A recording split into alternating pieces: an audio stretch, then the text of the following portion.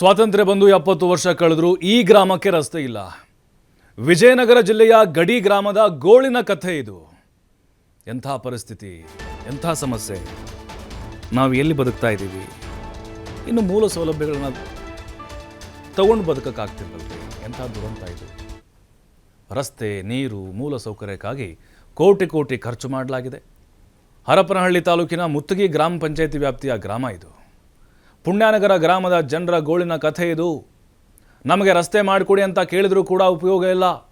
ಮಳೆ ಬಂದರೂ ಹೆರಿಗೆಗೆ ಹೋಗುವಂಥ ಹೆಣ್ಣು ಮಕ್ಕಳಿದ್ರೂ ಕೂಡ ಇದೇ ಪರಿಸ್ಥಿತಿ.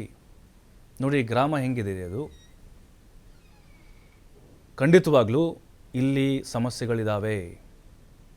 ಹರಪನಹಳ್ಳಿ ತಾಲೂಕಿನಲ್ಲಿ ಬರುತ್ತೆ. ಅಲ್ಲಿ ಶಾಸಕರಾಗಿರುವಂಥ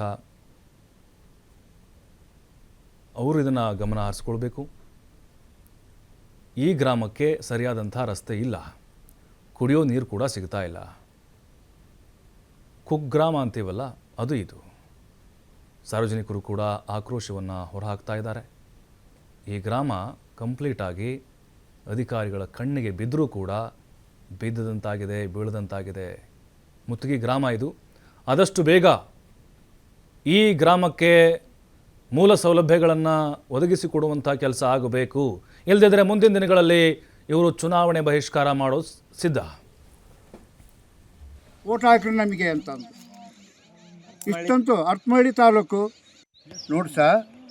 ನಾವು ಡಿ ಸಿ ಕಂಡವಿ, ತಾಯಿ ಕಂಡವಿ, ಎಲ್ಲ 4-5 ಅರ್ಜಿ ಕೊಟ್ಟವಿ.